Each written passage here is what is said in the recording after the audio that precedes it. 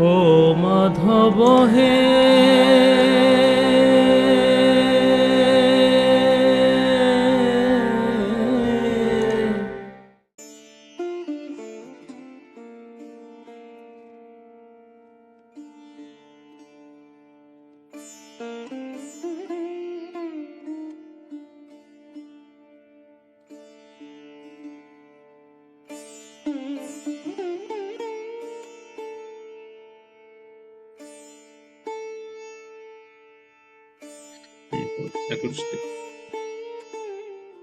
শ্লোক 21।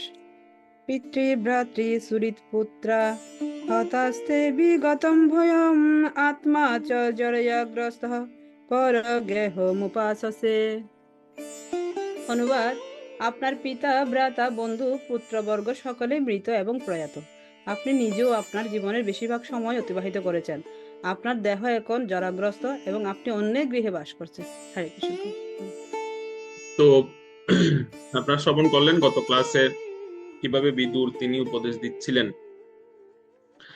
এবং অনেকটা ভৎসনার সুরে তিনি বলছিলেন ধৃতরাষ্ট্রকে। আসলে বিদুর যখন দেখছিলেন যে ধৃতরাষ্ট্রের আসক্তি অত্যন্ত প্রবল, ধৃতরাষ্ট্রের আসক্তি এতই প্রবল যে সে দিন দিন আরো আসক্ত হয়ে পড়ছে এই পরিবারের প্রতি, তখন বিদুর ওনাকে কঠোরভাবে ভৎসনা শুরু করলেন এই 21 নং শ্লোক থেকে। তিনি বলছিলেন যে মহারাজ, আপনি যাদেরকে আজীবন শত্রু ভেবেছেন, মেরে ফেলতে চেয়েছেন, আজ তাদের অন্ন গ্রহণ করছেন আপনি। কিরকম দিন দেখতে হচ্ছে। তাদের অন্ন আপনি খাচ্ছেন, তাদের অন্ন গ্রহণ করছেন, তাদের গৃহে বাস করছেন। যুধিষ্ঠির মহারাজকে যখন এরকম জিজ্ঞেস করা হয়েছিল, আপনারা সেটা জানেন যে যুধিষ্ঠির মহারাজ এবং যক্ষের সঙ্গে যে কথোপকথনটা হয়েছিল, আমরা সেখানে এই জিনিসটা সেখানে জানতে পারি, বা সেখানে এই প্রশ্নটা করা হয়েছিল ওনাকে যে কিম আশ্চর্যম, এ জগতে সবচেয়ে আশ্চর্য বস্তু কি। তো উত্তরে যুধিষ্ঠির মহারাজ তিনি বলেছিলেন যে অহনি অহনি ভূতানি কষ্টন্তি হ জমালয়, যে এই মাত্র আমি দেখতে পাচ্ছি যে অহনি অহনি ভূতানি, মানে মানুষ, আমি আমার চোখের সামনে দেখতে পাচ্ছি যে মানুষ জমালয়ের দিকে যাচ্ছে, মানে মানুষ মৃত্যুবরণ করছে, এটা আমি নিজের চোখে দেখছি আমার সামনে। কিন্তু কি সেই সাহা স্থাবরম ইচ্ছন্তি কিম আশ্চর্য মত পরম, কিন্তু এটা দেখার পরও আমি কি করছি না, আমি ভাবছি কি না না আমি মরবো না, মানুষ মরবে কিন্তু আমি মরবো না, অন্যরা মারা যাবে কিন্তু আমি মারা যাবো। যুধিষ্ঠির মহারাজ তখন এটা যক্ষকে এই কথাটা বলেছিলেন যে এইটা হচ্ছে জগতে সবচেয়ে বড় আশ্চর্য। একই কথা বা একই বিষয়বস্তুটা এই জায়গায় বিদুরজিও ধৃতরাষ্ট্রকে বলছেন যে আপনি আপনার চোখের সামনে দেখতে পাচ্ছেন যে এক এক করে সবাই মারা গেছে আপনার বংশের, কেউ বেঁচে নেই, সকলেই প্রয়াত। যাদের আশা নিয়ে বেঁচেছিলেন, আপনি মনে করেছিলেন যে আপনি আপনার পুত্র পৌত্র পুরো পরিবার নিয়ে আপনি একটা বিশাল সাম্রাজ্য উপভোগ করবেন, এরকম আশা ছিল আপনার, কিন্তু আজকে দেখুন আপনার কেউ নেই, আপনার পূর্বজরা তো কেউ নেই, আপনার বাবা, আপনার জ্যাঠা, বা আপনার কি বলে আপনার যে পূর্বজ যারা ছিল, পূর্বজ বংশধর, ওনারা কেউ নেই। এবং একই সঙ্গে কি হচ্ছে, আপনার উত্তরসূরিরা কেউ নেই, যেমন পুত্র 100 পুত্র কেউ নেই, সবাই মারা গেছে। তাহলে আপনি কাদের আশায় বেঁচে আছেন বা কাদের আশায় আপনি জীবন ধারণ করতে যাচ্ছেন?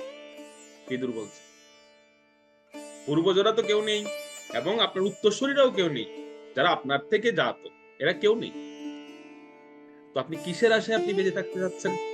ধৃতরাষ্ট্রকে বলছে। এরকম পরিস্থিতি দেখুন। আসক্তিটা আসলে আমাদের বিভিন্ন স্তরে বিভিন্ন রকম হয়ে থাকে। ভাগবতের এই শ্লোকের টিকাতে লিখছেন, খুব সুন্দর একটি কথা লিখছেন এখানে, যে আমাদের আসক্তিটাও কিন্তু অনেকটা ধৃতরাষ্ট্রের মতোই, আমাদের প্রত্যেকের মধ্যে এরকম আসক্তি দেখা যায় যে আমাদের কিছু নেই, তথাপি দেখবেন আমরা কিসের আশায় যেন বাঁচতে চাই, মানে কিসের আশায় যেন আমরা টিকতে চাই।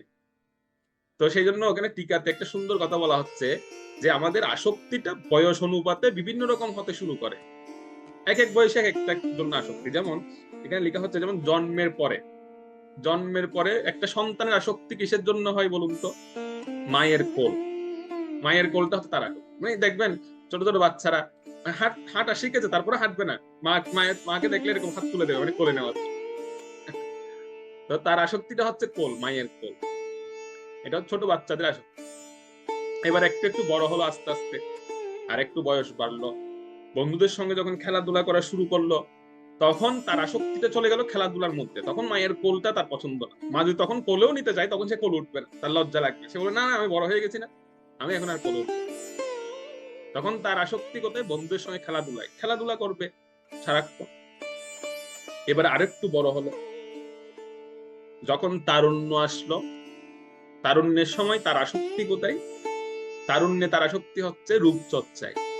খুব রূপচর্চা করবে, একদম সাজবে ভালো করে, মানে মুখে ক্রিম লাগাবে, মানে আরো কত কিছু যা যা আছে।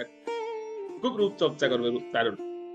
কারণ তখন তার মধ্যে এরকম দেখা যায় বিপরীত লিঙ্গের প্রতি আকর্ষণ তার, সেজন্য রূপচর্চা করবে খুব ভালোভাবে। আমরা দেখতাম আমাদের বন্ধুরা, কত কিছু বন্ধুরা ছিল এরকম, তারা চুলের মধ্যে জেল লাগাতো। তখন প্রথম প্রথম জেল বেরোচ্ছে, এরা আমাদের মানে এটা বলতো আমাকে যে জেল লাগাও জেল। পরে দেখতে পাচ্ছি যারাই জেল লাগিয়েছে তাদের কারো মাথায় চুল নেই, সব টাক হয়ে গেছে।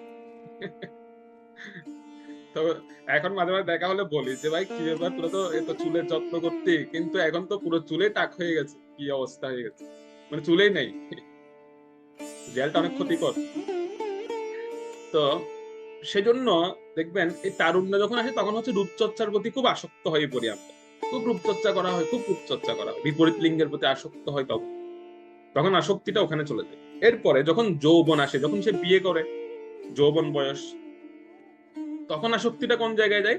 তখন আসক্তিটা হচ্ছে স্ত্রী, পুত্র, পরিবার, পরিজন, এর মধ্যে আসক্তিটা সীমাবদ্ধ থাকে। দেখবেন সে স্ত্রীকে ছাড়া বা তার যে পরিবারের এরিয়া ছাড়া সে আর বাইরে যেতে ইচ্ছে করে না। তখন তাকে যদি বন্ধুরা বলে চলো একটু ঘুরে আসি বিভিন্ন জায়গা থেকে, সে যেতে চাইবে না। সে বলবে, না না ভাই, আমি এখানে ভালো আছি, পরিবার পরিজন নিয়ে ভালো আছি, বাইরে যেতে ইচ্ছে করে। তো তখন যৌবনে তার আসক্তিটা হচ্ছে তার পরিবারের মধ্যে, মানে তার ঘরের মধ্যে তার আসক্তি। ঘর থেকে বেরোতে চায় না, খুব সহজ, ঘরের মধ্যে। এরপরে যৌবন ক্রস করে যখন বার্ধক্যে যায়, তখন তার আসক্তিটা কোথায়?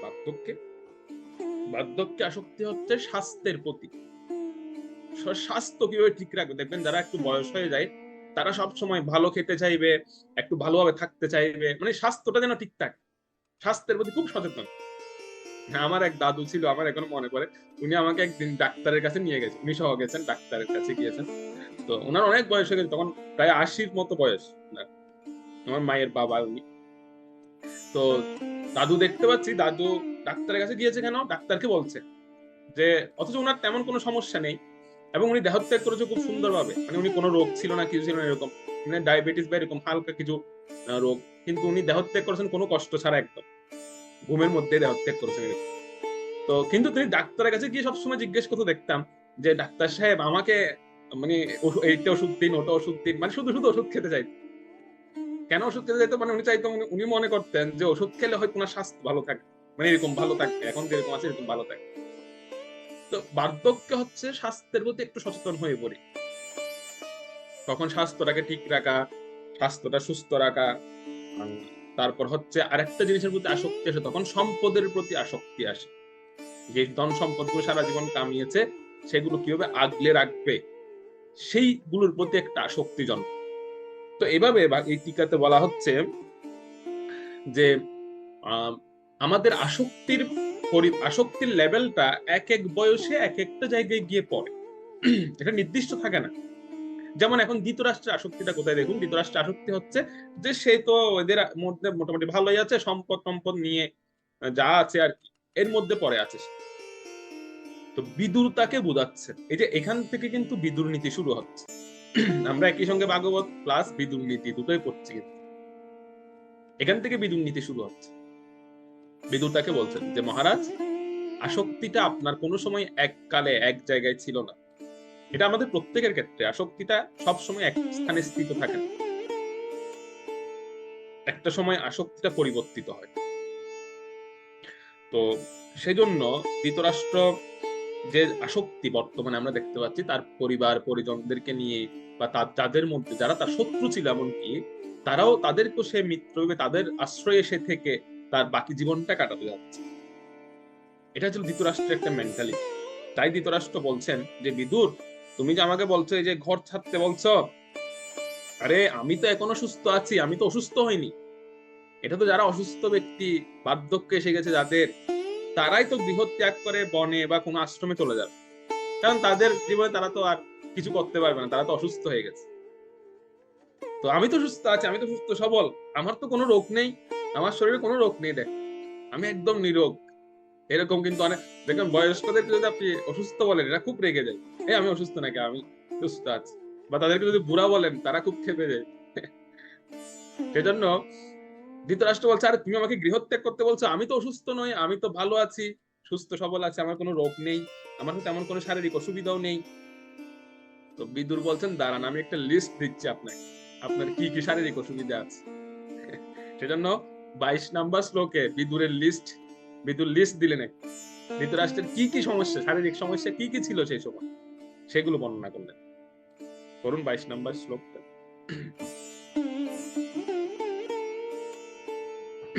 হরে কৃষ্ণ। মন্দঃ পুরৈব ভদীরো মন্দপ্রজ্ঞশ্চ সাম্প্রতম বিশীর্ণদন্তো মন্দাগ্নে সরাগঃ কপমোদ্বহন। অনুবাদ: আপনি জন্মকাল থেকেই অন্ধ এবং সম্প্রতি আপনার শ্রবণ শক্তিও হ্রাস পেয়েছে, আপনার স্মৃতিশক্তি দুর্বল হয়ে পড়েছে এবং বুদ্ধি ভ্রংশ হয়েছে, আপনার দন্তরাজি জীর্ণ হয়েছে, আপনার যকৃতে ত্রুটি ঘটেছে এবং আপনার কাশির সঙ্গে সশব্দে কফ নির্গত হচ্ছে। তো আর কি লাগবে, একটা বিশাল লিস্ট দিয়ে দিয়েছেন বিদুর, যে কি কি সমস্যা ছিল ধৃতরাষ্ট্রের। ঠিক আছে, আর কি লাগবে, এর বাইরে আর কোনো রোগের দরকার আছে? সব রোগই তো এসে গেছে। একটা বিষয় কি, মহাভারতে এরকম একটা জায়গায় উল্লেখ করা হচ্ছে যে ধৃতরাষ্ট্র বিদুরকে একবার জিজ্ঞেস করেছিল, যখন বিদুর এসেছিল বিদুরকে জিজ্ঞেস করছিল যে বিদুর, আমি না এখন আগের মতো কথা শুনতে পাই না, মানে আমি না কানে একটু কম শুনতে পাই। বিদুর বলছে, হ্যাঁ এটা তো আমি বুঝতে পারছি, আপনাকে অনেকবার তো ডাকছি কিন্তু আপনি শুনছেন না।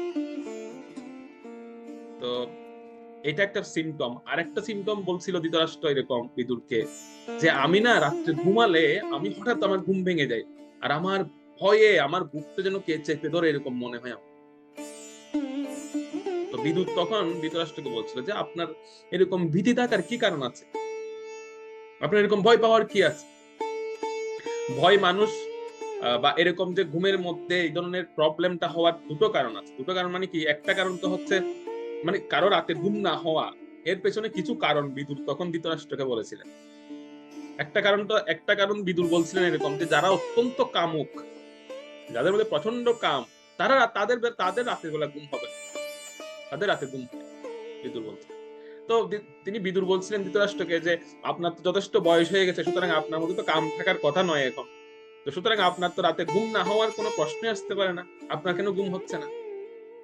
আরেকটা কারণে ঘুম হয় না, সেটা হচ্ছে ভয় থেকে।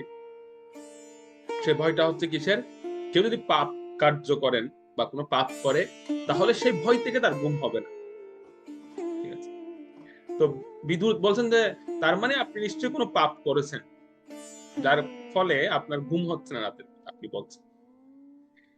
তো এই যে বিদুর একটা লম্বা লিস্ট এখন দিলেন, যে আপনার যকৃতের সমস্যা, মানে খাবার হজম হয় না, আপনার হচ্ছে না, আপনি কি সেটা লক্ষ্য করেছেন?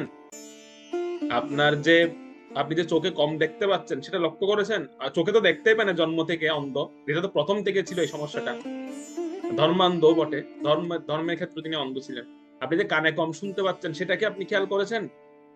এবং আপনি এখন অনেকটা কি বলা যায়, মানুষের যেমন ধৃতরাষ্ট্রের একটা এরকম ছিল, এরকম একটা সেন্স ছিল যে সে মানুষ, কেউ যদি আসতো রুমে, সে ওই আসার উপলব্ধিটা বুঝে বলে দিতে পারতো কে আসছে, মানে এরকম একটা সেন্স অফ হিউমার এরকম বলে, এটা এটা এরকম ছিল তার। জাস্ট বডির একটা গন্ধ শুনে সে বলে দিতে পারতো যে কে আসছে। এইটাও বিদুরের লোক, এটাও ধৃতরাষ্ট্রের লোক পেয়েছিল সেই সময়, সে বুঝতে পারছিল না কে আসছে তার রুমে। এটা বয়সের তারতম্যের কারণে এরকম হয়। সব অনুভূতি, সব সেন্স গুলো সবসময় একই রকম থাকবে এরকম কথা নেই, আস্তে আস্তে এগুলো ক্ষয়প্রাপ্ত হবে। তো এবং গত ক্লাসও আমরা এই বিষয়ের উপর আলোচনা করেছিলাম, গত ক্লাসে আমরা আলোচনা করেছিলাম যে আমাদের প্রতিনিয়ত কিন্তু আমরা মৃত্যুবরণ করছি, বা আমরা আমাদের ক্ষয়প্রাপ্ত হচ্ছে আমাদের শরীর দিন দিন, ডে বাই ডে। যেমন অনেকে বলে যে আমার তো এখনো বয়স হয়নি, বয়স হওয়া বা এই যে মহাকালের প্রথম লক্ষণটা কি, মৃত্যু যে আমাদেরকে গ্রহণ করছে বা মৃত্যু যে আমাদের ইঙ্গিত দিচ্ছে, তার প্রথম লক্ষণটা কি? প্রথম লক্ষণ দেখবেন আমাদের কানের পাশের চুলগুলো আগে সাদা হয়ে যাবে। এটা হচ্ছে প্রথম লক্ষণ। কানের পাশের চুলগুলো কেন সাদা হয়? তার কারণ হচ্ছে এরা কানে কানে এসে আপনাকে বলবে চুলগুলো যে ভাই তোমার কিন্তু সংকেত এসে গেছে, তুমি রেডি হও।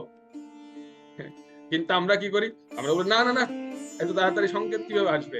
সঙ্গে সঙ্গে কলপ দিয়ে চুল টুল কালো করে ফেলি যে তুমি যতই সাদা হতে চাও আমি তোমাকে সাদা হতে দেবো না, আমি তোমাকে কালো করে রাখবো। কিন্তু তাতে কি সম্ভব? তাতে কি আপনার মৃত্যুকে এড়ানো যাবে? আপনি চুল যতই কালো করেন, কোনোদিনও সম্ভব না। আমরা এটাই করি, আমরা চুলকে বলি যে তুমি সাদা হতে পারবে না, তোমাকে কালোই থাকতে হবে। কিন্তু সেই চুলটা কিন্তু আমাদের ইঙ্গিত দিচ্ছে, কানে কানে এসে বলছে যে তুমি কিন্তু, আমি কিন্তু আস্তে আস্তে সাদা হয়ে যাচ্ছি, মানে কি তোমার কিন্তু সময় আস্তে আস্তে ফুরিয়ে আসছে, তুমি রেডি হও। এটা কিন্তু আমাদের একটা, আমাদের বডি আমাদের ইঙ্গিত দেয় যে আমাদের সময় বা আমাদের এই যে মহাকালে যে আমরা ক্ষয়প্রাপ্ত হচ্ছি, সেটা আমাদের শরীরই আমাদেরকে ইঙ্গিত দেয়, কিন্তু আমরা সেটা বুঝতে পারি না বা বুঝতে দিই না, বুঝেও বুঝি না এই কথা। দ্বিতীয়ত হচ্ছে কি, দ্বিতীয়ত হচ্ছে যে এরপরে নেক্সট সিমটমটা কি, লক্ষণটা কি দেখা যায় যে দেখবেন আস্তে আস্তে দৃষ্টিশক্তিটা ক্ষীণ হতে থাকে, মানে চোখে কম দেখা শুরু করি, চোখে একটু ঝাপসা দেখা শুরু করি, কাছের জিনিস দেখতে পাই না, কেউ কেউ কারো কারো আবার দূরের জিনিস দেখতে পাই না, এরকম এক একজনের এক রকমের সমস্যা দেখা যায়, চশমা দিতে হয়।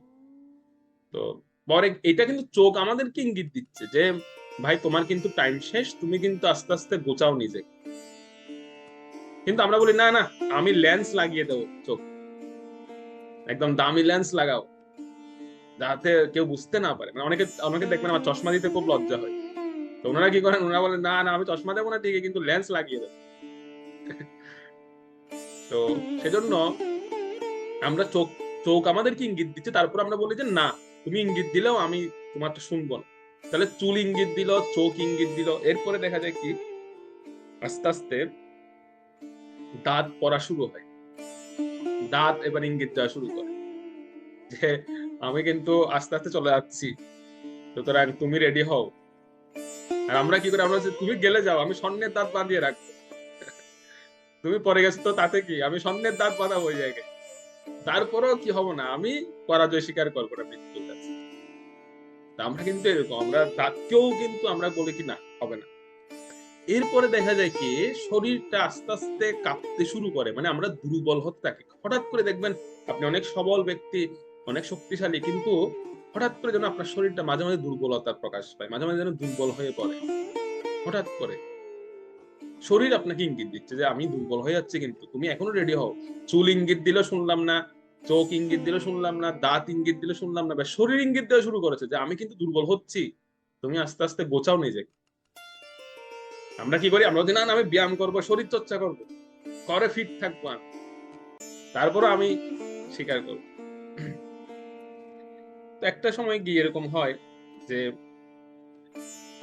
এত কিছু ইঙ্গিত দেওয়ার পরও যখন আমরা শুনি না, তখন প্রকৃতি বা কালের যে নিয়ম, সেই নিয়মে কিন্তু একদিন আমাদের সময় ফুরিয়ে আসে, বা আমরা আস্তে আস্তে এই সময় মহাকালের গর্ভে আমরা প্রবেশ করি, যেটা আমরা হয়তো বুঝি না। তাই আমরা অথবা আমরা অনেক সময় বুঝতে পেরেও বুঝি না বা বোঝার চেষ্টাও করি না। তাই আসলে আমাদের প্রত্যেকের জীবনে এরকম বিদুরের মতো একজন মহাত্মা আমাদের প্রত্যেকের জীবনে প্রয়োজন।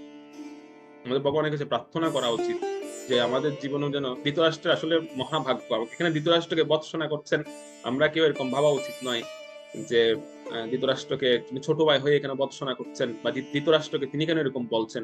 আসলে ধৃতরাষ্ট্রের অহভাগ্য বলতে পারেন, ধৃতরাষ্ট্রের মহাভাগ্য যে জীবনের এই সময়ে এসেও সে বিদুরের মতো একজন হিতাকাঙ্ক্ষী পেয়েছেন, বিদুরের মতো একজন ব্যক্তি পেয়েছেন যে আঙ্গুল দিয়ে তাকে তার ভুলটা দেখিয়ে দিচ্ছেন।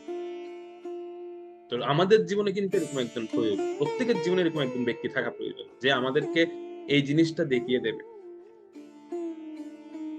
তো সেজন্য বিদুরের মতো ব্যক্তি আমাদের জীবনে প্রয়োজন, যদিও হয়তো সেই ব্যক্তিটা আমাদের পছন্দ নাও হতে পারে, কারণ সে তো আমাদেরকে জ্ঞান দেবে, তো আমরা বলবো এই ওকে দেখার সঙ্গে সঙ্গে বলবো, আরে শুধু খালি জ্ঞান দে, আসছে জ্ঞান। বিদুরের মতো ব্যক্তিগুলো আমাদের জীবনে পছন্দ হবে না, কিন্তু আসলে আমাদের জীবনে থাকা প্রয়োজন এরকম একজন ব্যক্তি। যাদের দেখবেন, যাদের এরকম অনেকে আমি বলতে শুনেছি, অনেকে শেয়ার করেছেন তাদের জীবনে, যে যাদের এরকম মাথার উপর থেকে এরকম কোনো বরিষ্ঠ ব্যক্তি সরে গেছে বা তিনি হয়তো দেহত্যাগ করেছেন, তখন ওনারা ফিল করেন তখন যে আসলে ওই ব্যক্তিরা ছিল বলে আমাকে শাসন করতেন, আমাকে অনেক ভুল ধরিয়ে দিতেন, কিন্তু আজকে তিনি নেই, ওনার অনেক অভাব বোধ করছে। তো এরকম আহ অনেক সময় হয়তো ওনার, যিনি আমাদেরকে এই ভুলগুলো ধরিয়ে দেন, ওনার কথা হয়তো আমাদের কাছে একটু শ্রুতিকটু বলে মনে হতে পারে, কারণ আমরা তো ইন্দ্রিয় তৃপ্তির জন্য দৌড়াচ্ছি সবাই। তো তিনি তো ইন্দ্রিয় তৃপ্তির বিপক্ষে কথা বলবেন, ভগবত ভক্তির পথে নিয়ে যেতে চাইবেন। তো সেক্ষেত্রে হয়তো উনার কথাগুলো আমার কাছে মিষ্টি নাও লাগতে পারে বা সুমিষ্ট নাও হতে পারে। যেমন আপনাদের এখন ঘুমানোর সময় আপনাদেরকে ঘুম থেকে তুলে এখন ভাগবত কথা শ্রবণ করাচ্ছি, অনেকের কাছে এটা বিরক্তিকর লাগতে পারে। অনেকে বলতে পারে, আরে একটু দুপুরের সময়, দুপুর বেলা একটু ঘুমাবো সুন্দর করে, কিন্তু ওই টাইমে উনি তুলে দিচ্ছেন, কথা বলছেন, ভালো নাও লাগতে পারে, সেজন্য ক্ষমা চাচ্ছি, কিন্তু আমাদের শ্রবণ করা উচিত, এটা ফিল করা উচিত। তো প্রত্যেকের জীবনে এরকম আসলে একজন ব্যক্তি থাকা উচিত। তো আমরা প্রথম দিকে ইন্দ্রিয়তৃপ্তির কারণে আমরা তাকে শত্রু ভাবি ঠিকই, কিন্তু আসলে প্রকৃতপক্ষে সেই কথাটাই বিদুর এখানে স্মরণ করিয়ে দিচ্ছেন বা মনে করিয়ে দিচ্ছেন যে তিনি প্রকৃতি হিতাকাঙ্ক্ষী, যিনি আমাদেরকে সঠিক পথটা দেখান। তাই বিদুর এখানে একটা কথা বলছিলেন যে হে মহারাজ, আপনি তো জন্ম থেকে অন্ধ হয়ে জন্ম নিয়েছেন, আপনি জন্ম থেকে অন্ধ। আপনার প্রথম যে এটাকে কি বলে দুর্বলতা, প্রথম দুর্বলতা হচ্ছে আপনি জন্ম থেকে আপনি একটা স্থানে দুর্বল, দৃষ্টিহীন। সেদিক থেকে আপনার উচিত ছিল যে ওই জীবনের শুরু থেকে আপনার আধ্যাত্মিক অনুসন্ধান করা উচিত ছিল, আপনি সেটা করেননি, প্রথম ভুল করেছেন সেই জায়গায়। আপনি দৃষ্টিহীন, মানে আপনার একটা দুর্বলতা ছোট থেকেই ছিল, তো আপনার উচিত ছিল ছোট বয়স থেকে আপনার আধ্যাত্মিক অনুসন্ধান করা, সেটা করেননি আপনি। বরং যখন বিদুর এই যে রাজসভায় যখন ওনার রাজা হওয়ার কথা, বিদুর ভীষ্মদেবরা যখন বাধা দিলেন যে ধৃতরাষ্ট্রের রাজা হতে পারবে না, কারণ রাজা যদি দৃষ্টিহীন হয় তাহলে সে সমাজকে কি পথ দেখাবে। তো সেই এর পর থেকে বিদুরকে কটু কথা বা বিদুরের প্রতি বিদুরকে শত্রু হওয়া শুরু করেছিলেন ধৃতরাষ্ট্র, যে বিদুর আমার শত্রু, বিদুর আমি রাজা হই সেটা চাই। তো এরকম পরে পরে সেই কথাটা স্বীকার করবে, আমরা সামনে দেখবো শ্লোকগুলোতে ধৃতরাষ্ট্র স্বীকার করবেন সেই কথাটা, যে আমি তোমাকে শত্রু ভাবতাম একটা সময়। তো সেই কথাটা বিদুর এখানে মনে করে দিচ্ছেন যে আপনার তো সেই সময় থেকে আধ্যাত্মিক অনুসন্ধান করা দরকার ছিল, যেদিন আপনি অন্ধ হয়ে জন্ম নিয়েছেন ছোটবেলায়, কিন্তু আপনি সেটা করেননি। সেটা না করে এখনো পর্যন্ত আপনি বরং অনিত্য কার্যকলাপে আসক্ত হয়ে আপনি নির্বোধের মতো পড়ে রয়েছেন এই রাজ্যে, একদম নির্বোধ বলে সম্বোধন করছে, নির্বোধের মতো পড়ে রয়েছেন। এমন কি পাচ্ছেন যে এখানে আপনি এই আসক্তি বা এই মায়া ছাড়তে পারছেন না? বিদুর জিজ্ঞেস করছেন, এমন কি পাচ্ছেন এখানে, কি পেয়েছেন এখানে? তখন ধৃতরাষ্ট্র একটা কথা বললেন তখন, যে বিদুর, এরা আমায় যে কত ভালোবাসে তুমি জানো সেটা? এরা আমাকে অনেক ভালোবাসে, আর এদের ভালোবাসার কারণেই তো আমি বেঁচে আছি। ধৃতরাষ্ট্র বলছেন বিদুর, এরা আমাকে এত ভালোবাসে। দেখুন কথাগুলো কিন্তু মেলাবেন, এগুলো আমাদের প্রাত্যহিক জীবনে আমরাও শুনি, খুব কাছাকাছি মানুষদের কাছ থেকে এরকম শুনি। তারাও বলে, আরে আমাকে গৃহ ছাড়তে বলছেন, এরা আমাকে কত ভালোবাসে জানেন, এদের ভালোবাসার টানেই তো আমি আছি। ধৃতরাষ্ট্র বিদুরকে বলছেন যে আরে বিদুর, এদের ভালোবাসার টানেই আমি বেঁচে আছি এখন, কিভাবে তাদেরকে ছাড়তে পারি বলো? তখন বিদুর বললেন এটা, এবার বিদুরের খুব খারাপ লাগছে। এবার কেন খারাপ লাগছে সেই কথাটা পরে বলতে, 23 নম্বর শ্লোকটা পড়ুন। 23 নম্বর শ্লোকে আরো কঠোর ভাবে বলছেন বিদুর। শ্লোক 23। আহু মহীয়সী যন্তর জীবিতাশায়তা ভবান ভীমাপবর্জিতম পিণ্ড মাধত্তে গৃহপালবৎ। অনুবাদ, আহা, কোনো জীবের বেঁচে থাকার আশা কি বলবতী, যথার্থ আপনি ঠিক একটা পোষা কুকুরের মতোই বেঁচে রয়েছেন আর ভীমের দেওয়া উচ্ছিষ্ট অন্ন গ্রহণ করছেন। তো বিদুর এবার ধৃতরাষ্ট্রকে কি সম্বোধন করলেন? পোষা কুকুর, যে আপনার অবস্থা এমন, যে আপনি একটা গৃহপালিত কুকুরের মতো বেঁচে আছেন। আর কি বলবে দেখ, আসক্ত হওয়ার ব্যক্তিকে আর কি বলে সম্বোধন করা যেতে পারে? যে আপনি একটা পোষা কুকুরের মতো বেঁচে আছেন। যেমন কুকুরকে দেখবেন, কুকুরকে যখন মালিক উচ্ছিষ্ট খেতে দেয়, আর কুকুর সেই উচ্ছিষ্ট খেয়ে খুব লাফায়, সে মনে করে ও আমাকে একদম তত্তাজা ফ্রেশ খাবার দিয়েছে মালিক, কিন্তু আসলে মালিক তাকে ফ্রেশ খাবার দিচ্ছে না, তাকে উচ্ছিষ্ট খেতে দিচ্ছে। আর সে উচ্ছিষ্ট খেয়ে সে কি করে, আজীবন মালিকের প্রভুর প্রতি সে আনুগত্য থাকে। সে তো দেখতে পায় না আসলে কি দিচ্ছে, দিচ্ছে তো উচ্ছিষ্ট, কিন্তু সে খেতে খেতে মনে করে ও আমার জন্য এরকম খাবারের আয়োজন করেছে, তো মালিক আমাকে দিচ্ছে না খেয়ে। আসলে মালিক কি না খেয়ে দিচ্ছে? মালিক খেয়ে দিয়ে উচ্ছিষ্ট তোমাকে খেতে দিচ্ছে। সেজন্য এখানে বিদুর ধৃতরাষ্ট্রকে বলেন, আপনিও হচ্ছেন সেই পোষা কুকুরের মতো, আপনিও সেই পোষা কুকুরের মতোই উচ্ছিষ্ট খাচ্ছেন, আর মনে করছেন হয়তো আপনাকে ফ্রেশ খাবার দেওয়া হচ্ছে। ফ্রেশ খাবার দেওয়া হচ্ছে না, আপনাকে উচ্ছিষ্ট দেওয়া হচ্ছে।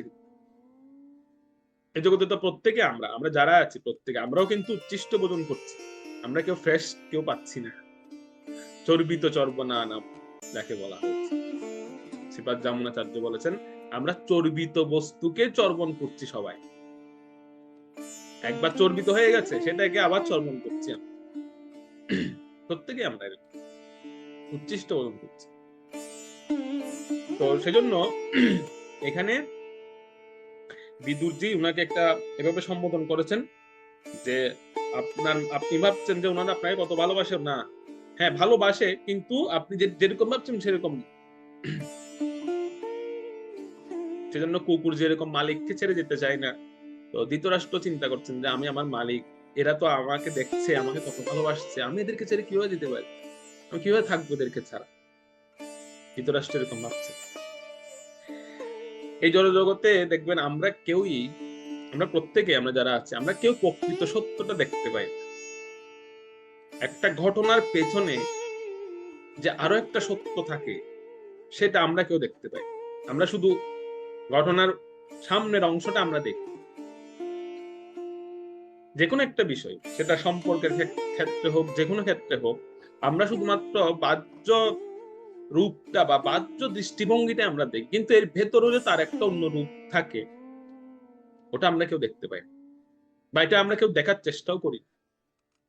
হ্যাঁ, উপরে সে আমাকে কত সুন্দর কথা বলছে, বা উপরে সে আমার সঙ্গে কত ভালো ভালো কথা বলছে, তার মানে হচ্ছে কি ও নিশ্চয়ই সে আমাকে অনেক ভালোবাসে, কিন্তু দেখা যাচ্ছে ভেতরে তার অন্য, ভেতরে সত্যটা কিন্তু অন্যরকম। যেমন ভীম সেন ধৃতরাষ্ট্রকে প্রসাদ পরিবেশন করছে, এটা হচ্ছে আমরা দেখতে পাচ্ছি, মানে আমরা আমাদের দৃষ্টিতে আমরা দেখতে পাচ্ছি ভীম সেন ধৃতরাষ্ট্রকে দিচ্ছেন, কিন্তু কি মেন্টালিটি থেকে দিচ্ছেন, মনোভাবটা কি, যদি সেটা বিচার করা হয় তখন বোঝা যাবে যে আসলে কি প্রেম থেকে দিচ্ছেন নাকি তুচ্ছ তাচ্ছিল্যের স্বীকার করে দিচ্ছেন। এই জিনিসটা আমরা কেউ দেখি না, আমরা প্রকৃত সত্য কেউ দেখি না, কেবলমাত্র উপরের ভাব বা উপরের বিষয়টা দেখে বিচার করি সবসময়। সেজন্য প্রকৃত সত্য দর্শন প্রয়োজন, যা আমাদের সামনে প্রতিনিয়ত ঘটছে, আমরা তো এরকম দেখি, যেটাকে জড়জগতে বা আমাদের একটা সুন্দর শ্লোকে ধৃতরাষ্ট্র শ্লোকের টিকাতে বলা হচ্ছে ধৃতরাষ্ট্র আমাদের জীবের প্রতিনিধিত্ব করছেন। ধৃতরাষ্ট্র আমরা যে জীব, আমাদের প্রতিনিধিত্ব করছেন ধৃতরাষ্ট্র, কিন্তু অ্যাকচুয়াল ধৃতরাষ্ট্র আমাদের প্রতিনিধিত্ব করছে। মানে আমরা যেই রকম আমাদের স্থিতিটা যেমন, এখানে ধৃতরাষ্ট্রের মানে কি বলবো রোলটা তেমন, তার চরিত্রটা তেমন আমাদের জীবের মতো। যারা আমরা হচ্ছে কি আমরা প্রকৃত সত্যটা কেউ দেখি না, আমরা কেবল বাহ্য দৃষ্টিতে দেখি, আমরা প্রত্যেকে জন্মান্ধ, আমরা অন্ধ হয়ে দেখি। এরপরে যেটা ভীম কার প্রতিনিধিত্ব করছে এখানে, ভীম হচ্ছে এই জগতের নগ্ন সত্য যাকে বলে, মানে প্রকৃতির নগ্ন রূপ ভীম, অথবা প্রকৃতির বাস্তবতা, এটার প্রতিনিধিত্ব করছে ভীম। প্রকৃতির বাস্তবতাটা ভীম দেখাচ্ছে যে তুমি ভাবছো আমি তোমাকে ভালোবেসে দিচ্ছি, তোমাকে ভালোবেসে দিচ্ছি, আমি তোমাকে তাচ্ছিল্যের সঙ্গে দিচ্ছি। তো ভীম প্রতিনিধিত্ব করছে প্রকৃতির বাস্তবতা, যা আমাদের সামনে প্রতিনিয়ত ঘটছে, প্রতিদিনই ঘটছে আমাদের সামনে। কোনো না কোনো ভাবে আমরা প্রকৃতির এই নগ্ন রূপ বা প্রকৃতির যে বাস্তবতা সেটা আমরা দেখতে পাচ্ছি, কিন্তু দেখেও দেখছি না। অনেকে যে দেখেও চোখ বন্ধ করে রাখছি, বুঝতে পেরে সহ্য করছি। আমরা দেখতে পাচ্ছি সবাইকে, আমাদের সামনে প্রতিনিয়ত করছে, অহরহ ঘটনা ঘটছে। তো সেজন্য এই শ্লোকে দুটো ক্যারেক্টার খুব গুরুত্বপূর্ণ। একটা ধৃতরাষ্ট্র, সে আমাদের প্রতিনিধিত্ব করছেন, আর ভীমসেন তিনি প্রকৃতির বাস্তবতার প্রতিনিধিত্ব করছেন। প্রকৃতি কিন্তু এরকম, আমরা ভাবছি প্রকৃতি কত আমাদের প্রতি উদার বা আমাদেরকে এরকম দিচ্ছেন, না, প্রতিনিয়ত ত্রিশূলের দ্বারা আবদ্ধ করছেন আমাদের। হয়তো আদি দৈবিক, আদি ভৌতিক অথবা আধ্যাত্মিক, এই তিনটা শুল দিয়ে আমাদেরকে প্রতিনিয়তই প্রহার করছে, আমরা বুঝতে পারছি না, বা বুঝতে পেরেও আমরা সহ্য করছি সেটা। তো সেজন্য আমাদের অনুভব করা প্রয়োজন। এমনকি দেখবেন একটা জায়গায় এরকম বলা হচ্ছে যে এসব এসব কিছু আমরা পড়ছি বা এসব কিছু আমরা লিখছিও, পড়ার সময় বা লেখার সময়ও আমরা লিখছি পড়ছি সব ঠিক আছে, কিন্তু অনুভব করতে পারছি। আমরা লিখছি শ্লোকটার অর্থ বা শ্লোকের বিষয়বস্তু আমরা লিখছি এবং এটা পাঠও করছি, এমনকি শুনছিও, তারপরে অনুভব করতে পারছি, তারপরে বুঝতে পারছি না যে বাস্তবতাটা অনেক কঠিন বা বাস্তবতাটাও কিন্তু ভিন্ন, এটা আমরা বুঝতে পারছি। সেজন্য এখানে একটা জিনিস এরকম বলা হয়ে থাকে যে শুধু ভাবছি না যে এটা আমার ক্ষেত্রে এরকম হবে না, আমাদের মেন্টালিটি হচ্ছে এরকম যে না, এটা হয়তো ওর ক্ষেত্রে এরকম হতে পারে, কিন্তু এটা আমার ক্ষেত্রে হবে না, আমার ক্ষেত্রে এরকম হবে না, না আমার ক্ষেত্রে এরকম হবে না তা নয়, আমার ক্ষেত্রে হবে। কিন্তু অনেক সময় আমরা এরকম ভাবি না যে আমি তো ভক্ত আর কর্মীদের মধ্যে তো পার্থক্য আছে, তো আমার জীবনে মনে হয় এরকম আসবে না, ভক্তের জীবনেও আসবে, কর্মীদের জীবনে তো আসবেই, ভক্তের জীবনেও আসবে। কিন্তু ভক্ত আর কর্মীদের মধ্যে পার্থক্যটা কি জানেন? ভক্ত আর কর্মীদের মধ্যে পার্থক্যটা হচ্ছে ভক্ত সহ্য করার যে গুণ বা ভক্তকে ভগবান সহ্য করার কোয়ালিটিটা দেন, ভক্ত সহ্য করতে পারে, কিন্তু কর্মীরা সেটা সহ্য করতে পারেন না। সেজন্য দেখা যায় কর্মীরা অনেকে আত্মহত্যার পথ বেছে নেয় বা অনেক সময় তারা ফার্স্ট্রেশনে গিয়ে বিভিন্ন রকমের হীন কার্য আদি করেন। কিন্তু ভক্তদেরকে ভগবান সহ্য করার গুণটা দেন, সহ্য করার ক্ষমতাটা দেন। তার মানে এনে যে ভক্তের জীবন আসবে না, ভক্তের জীবনও আসবে। যেমন এদিন আমি একটা জায়গায় এরকম পড়ছিলাম যে অনেক সময় ভক্তদের কাল ও সর্প যোগ থাকে, মানে তার হয়তো মৃত্যু যোগ থাকে, অল্প সময় অল্প বয়সেতে সে মারা যাবে, এরকম কিছু যোগ দেখা যায়। এরকম ভক্তদের থাকতে পারে ভক্তদের জীবনে। তো সে যেহেতু হরিভক্তি করছেন, ভগবানের প্রতি ভক্তি জীবন যাপন করছেন, তো তার সেই যোগটা কিভাবে ভগবান কাটিয়ে দেন দেখুন। এটা বলা হচ্ছে এরকম যে সে রাতের বেলা ঘুমিয়েছে, রাতের বেলা সে ঘুমিয়েছে, তো হঠাৎ সে দেখতে পাবে যে একটা বিশাল অজগর সাপ আসছে তাকে খাওয়ার জন্য। এরকম আপনারা দেখেন কিনা? আমরাও দেখি অনেক সময়, বা অনেক সময় আমরা দেখেছি বিশাল এক সাপ বা বিশাল একটা বাঘ তাকে দৌড়াচ্ছে খাওয়ার জন্য। সেও দৌড়াচ্ছে, ভক্তরা দৌড়াচ্ছে, অনেকক্ষণ দৌড়াচ্ছে। আর দৌড়াতে একটা পর্যায়ে কি হয়, সেই ভক্তটা দুর্বল হয়ে পড়ে, মানে সে আর দৌড়াতে পারে না। আর পেছন থেকে বাঘ বা সাপ যেটা থাকে সে চলে আসে, এসে কি করে তাকে একদম ফা করে গিলে ফেলে। অজগর সাপ হলে গিলে ফেলে, আর বাঘ হলে কামড়ে ধরে আর কি। তো যখন গিলে ফেলে তখন একদম একটা অজগর সাপ একটা মানুষকে গিলার সময় সে মানুষের যেরকম একটা অনুভূতি হয়, সেরকম অনুভূতিটা সম্পূর্ণ হবে তার। আর যে গিলে ফেলেছে পুরোপুরি, বা একটা বাঘ একটা মানুষকে খাওয়ার সময় যেরকম একটা কষ্ট পাওয়ার কথা, সেরকম একটা কষ্টের অনুভূতি তার হবে তখন। আর ঠিক সেই সময়ে তার ঘুমটা ভেঙে যাবে, আর ঘুম ভেঙে সে দেখবে সে বিছানার মধ্যে বসে আছে। তার মানে পরিপূর্ণ মৃত্যুর অভিজ্ঞতাটা দেবে ভগবান। কিসের মধ্যে দেবে? স্বপ্নের মধ্যে দিয়ে দেবে, বাস্তবে হবে না তার জীবন। এইটি হচ্ছে ভক্তের এবং কর্মীদের মধ্যে পার্থক্য। কর্মীদের জীবনে সরাসরি আসবে, সে দুর্যোগটা সরাসরি আসবে।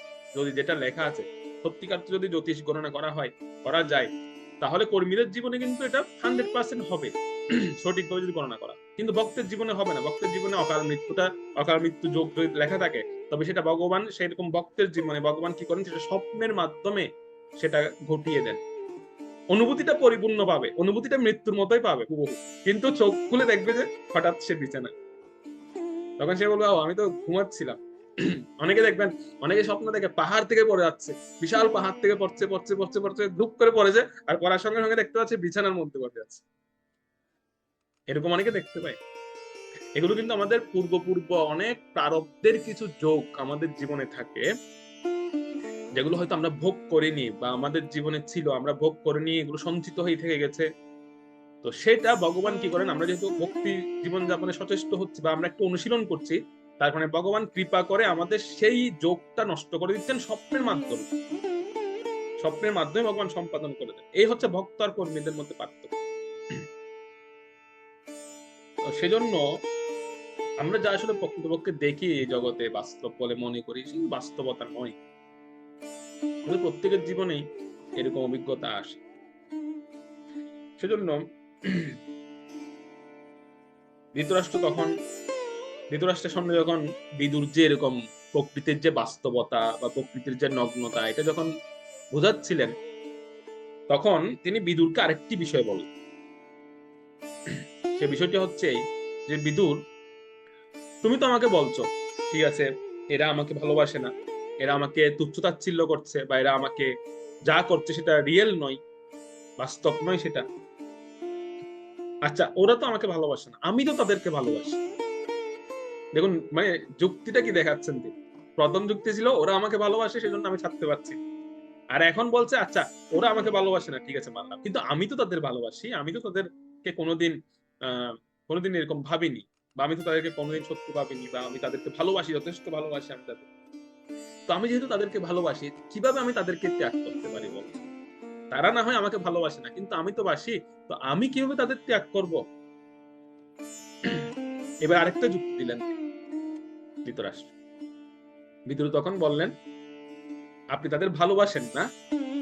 আচ্ছা, এটা তো প্রথম শুনলাম আপনার মুখে যে আপনি পাণ্ডবদের ভালোবাসেন। আচ্ছা, কি কি নমুনা, দাঁড়ান, আপনার ভালোবাসার কিছু নমুনা দিচ্ছি, দাঁড়ান।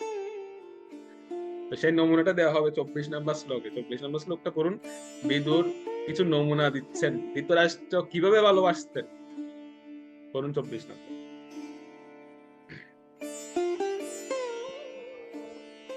শ্লোক নং 24। অগ্নির্নিঃসৃষ্ট দত্তশ্চ গরোদারাশ্চ দূষিতः হৃতং ক্ষেত্রম ধনম येषां তদ্দত্তৈরসুবিহ কিয়ৎ।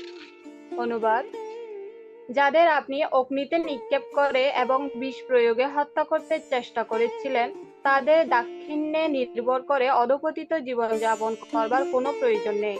আপনি তাদের স্ত্রীদেরও একজনকে অপমানিত করেছিলেন এবং তাদের রাজ্য ও ধন সম্পদ অপহরণ করে নিয়েছিলেন। বিদুর বলছেন, মহারাজ, এই হচ্ছে আপনার ভালোবাসার নমুনা। আপনি তাদের ভালোবাসেন না, সারা জীবন তাদেরকে কষ্ট দিয়েছেন, সারাটা জীবন মেরে ফেলতে চেয়েছেন, আপনি মন্ত্রণা করেছেন তাদেরকে হত্যা করার জন্য, এমনকি তাদের যে কুলবধূ তাকে পর্যন্ত লাঞ্ছিত করেছেন আপনার রাজসভায় করা হয়েছে, কিন্তু আপনি তখন নিশ্চুপ ছিলেন, কোনো প্রতিবাদই করেননি। আপনি সর্বোচ্চ আসনে বসেছিলেন, তখন আপনি চাইলে তখন দণ্ড দিতে পারতেন, কিন্তু আপনি সেটাও করেন। আপনি এই এখনই বলেন ভালোবাসেন, এই হচ্ছে আপনার ভালোবাসার নম। বিদুর একদম সব পয়েন্ট একদম আঙ্গুল দিয়ে দেখিয়ে দিচ্ছেন, একটা পয়েন্ট ছাড়ছেন। ধৃতরাষ্ট্র যাবে কোথায়? ধৃতরাষ্ট্র অনেকগুলো যুক্তি দেখাতে যাচ্ছিলেন সেই সময়, কিন্তু বিদুর প্রত্যেকটা পয়েন্ট দেখাচ্ছেন যে আপনি তাদের ভালোবাসেন বললেন, তো দেখুন আপনার ভালোবাসার নম। এই জগৎ, এই সংসার চক্রটাই হচ্ছে এমন। এই সংসার চক্রটা হচ্ছে এমন। কেমন?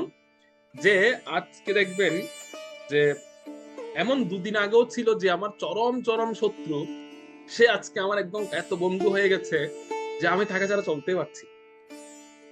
সংসার চক্রটাই এমন।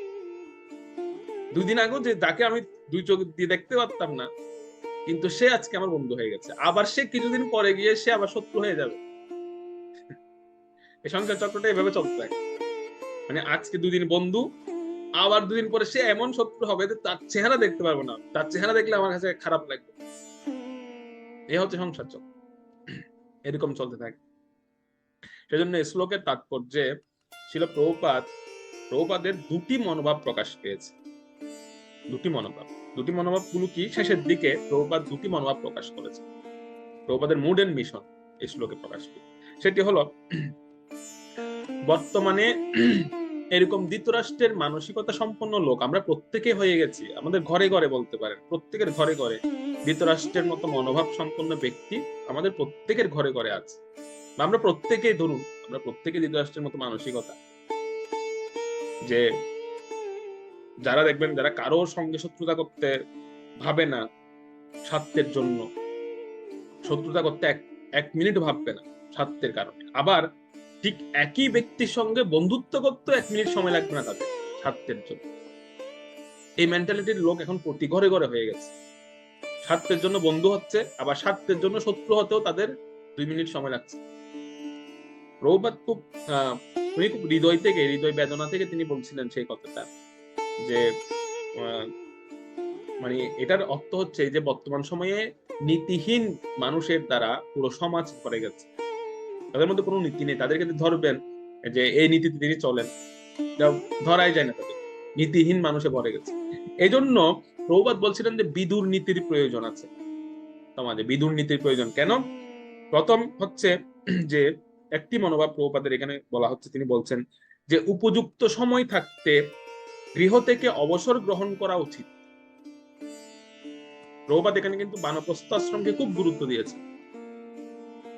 প্রভুপাদ এটা বলছেন যে উপযুক্ত সময় থাকতেই গৃহ থেকে অবসর নেওয়া উচিত, গৃহ থেকে অবসর নেওয়া উচিত। এবং গৃহকে আঁকড়ে ধরে যে বসে থাকা, এইটা প্রভুপাদ বলছেন এটা উচিত নয়। কেউ যদি গৃহকে আঁকড়ে ধরে বসে থাকে এটা কখনোই উচিত নয়। এবং আমাদের মানসিকতা দাঁড়িয়ে গেছে এরকম বর্তমান সময়ে, যে না, মৃত্যু না আসা পর্যন্ত আমি এই গৃহ ছাড়বো না, এই গৃহের মধ্যে থাকবো, মৃত্যু না আসা পর্যন্ত আমি একে আঁকড়ে ধরে থাকবো। কিন্তু প্রকৃতি একটা সময় বাধ্য করে আসার জন্য বা ছেড়ে দেওয়ার জন্য। তো তাই এই মেন্টালিটিটা দূর করার জন্য প্রভুপাদ বলছিলেন যে আমাদের কিছু এরকম ভক্ত দরকার, বা আমাদের এরকম কিছু বিদুরের মতো ব্যক্তি দরকার, যারা এই জিনিসগুলো বোঝাবেন বা এই জিনিসগুলো বলবেন মানুষকে, যে উপযুক্ত সময়ে সে এই গৃহাশক্তি থেকে মুক্ত হয়ে সে ভগবত আরাধনার জন্য নিজেকে প্রস্তুত করবেন উপযুক্ত সময়, এবং সেই গৃহ থেকে সে মুক্ত হয়ে সম্পূর্ণরূপে ভগবানের আরাধনার প্রতি, সম্পূর্ণরূপে ভগবানের পথে সে গমন করবে।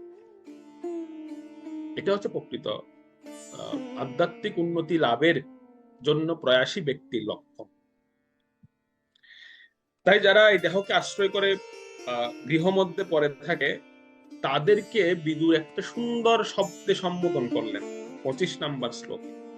একটা সুন্দর শব্দ বললেন, যারা এই ধরনের ব্যক্তিত্ব, যারা গৃহকে আঁকড়ে ধরে বসে থাকে আজীবন, তাদেরকে একটা সুন্দর শব্দ বললেন। 25 নম্বর শ্লোকটা পড়ুন, সেখানে বলা হচ্ছে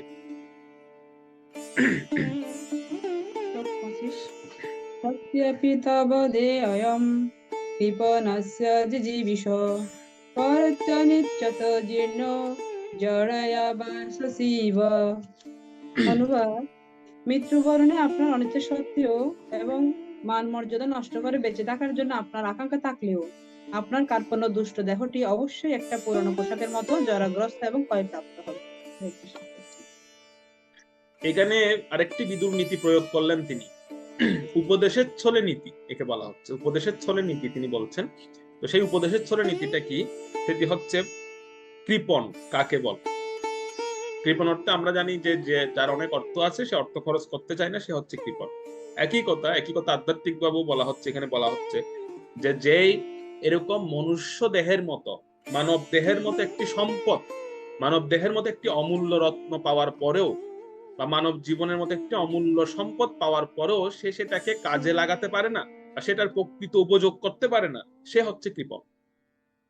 বিদুর বললেন যে আপনি কত সুন্দর ফ্যাসিলিটি পেয়েছেন, ছোট থেকে বিচার করে দেখুন, রাজ পরিবারে জন্ম, এত সুন্দর দেহ, এত শক্তি তার, এবং এত সুন্দর একটা পরিবার। এক কথা দেখতে গেলে এত সুযোগ পাওয়ার পরেও এটাকে কাজে লাগাতে পারেন, তাহলে তো আপনি কৃপণ। যেরকম অনেক ধন সম্পদ থাকার পরও কোনো ব্যক্তি যদি সেটা কাজে লাগাতে না পারে, সে ভোগ করতে না পারে, কেবল দেখে দেখে মরে যায়, তাহলে কি লাভ আছে? যারা এরকম কৃপণ ব্যক্তিরা আছে, দেখবেন তারা খরচ করতে পারে না, কিন্তু ওই সম্পদগুলো দেখতে দেখতে মরে যায়। অনেকে আছে এরকম, শুনেছি যে বিছানার নিচে টাকা দিয়ে সুন্দর করে সাজিয়ে রেখেছে আর তার উপরে ঘুমায়। তো এই ঘুমানোটাই সার, এগুলো ভোগ করতে পারে না, জাস্ট ঘুমানো সার। এটা হচ্ছে কৃপণ। তো এই সম্পদের কি মূল্য আছে, এটার কি দরকার আছে? সেজন্য বিদুর এখানে ওনাকে কৃপণ বলে সম্বোধন করেছেন ধৃতরাষ্ট্রকে। কেন? যে আপনি হচ্ছেন তাদের মতোই, আপনি এত ফ্যাসিলিটি পেয়েছেন। কি কি ফ্যাসিলিটি পেয়েছিলেন ধৃতরাষ্ট্র?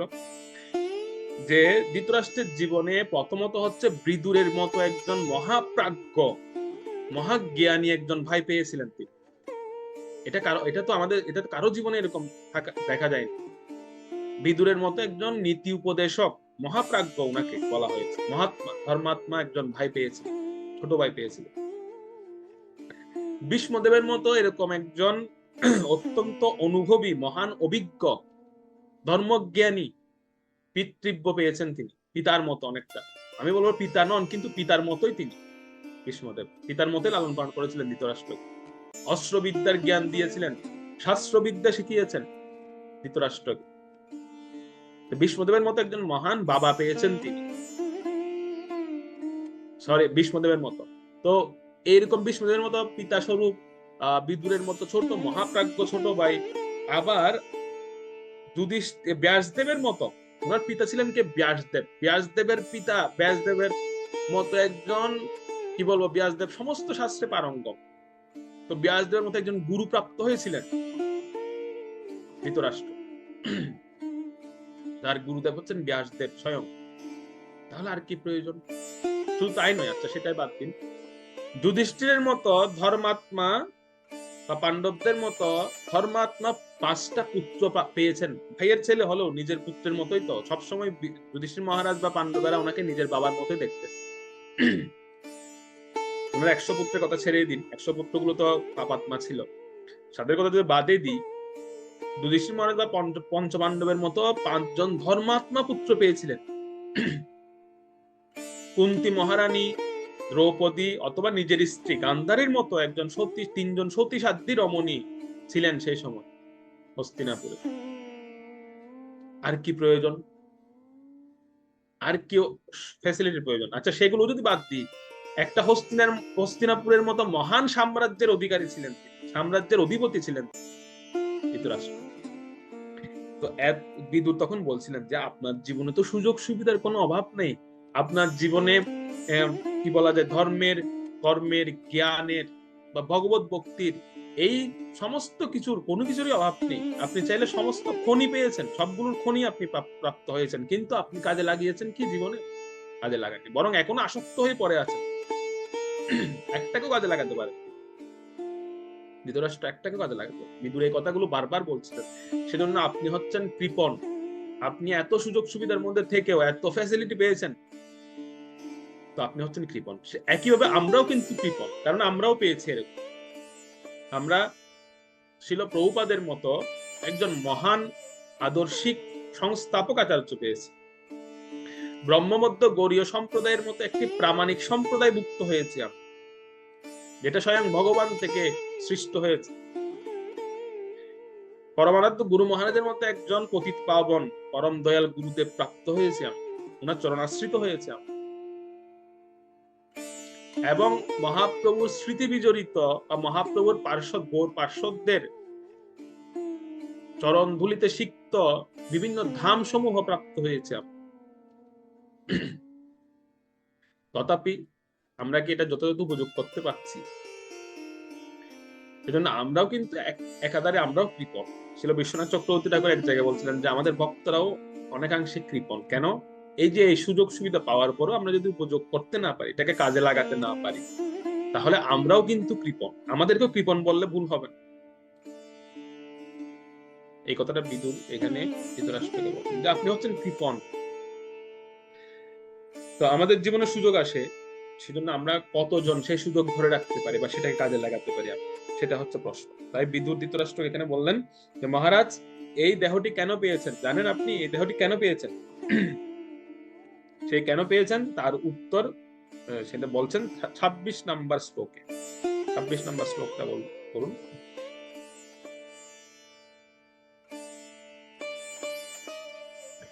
নং 26 গত স্বার্থমিমম দেহম বিরক্ত মুক্ত বন্ধনঃ অবিঘ্নত গতির্জহ্যাৎ সবৈ ধীর উদাহৃতঃ। অনুবাদ: তাকেই ধীর বলা হয় যিনি কোনো অজ্ঞাত দূরদেশে চলে যান এবং সমস্ত দায়িত্ব থেকে মুক্ত হয়ে জড়দেহটি যখন অব্যবহার্য হয়ে পড়ে তখন তা ত্যাগ করেন। তাৎপর্যে শিল প্রভুপাদ বর্ণনা করেছেন খুব সুন্দরভাবে যে আমরা দুটো কারণে আমাদের এই মানব দেহটি পেয়েছি। বিদুরজিও সেই কথাটা বললেন যে কেন পেয়েছেন মানব দেহটি, জানেন? দুটি কারণ। প্রথম কারণটা কি?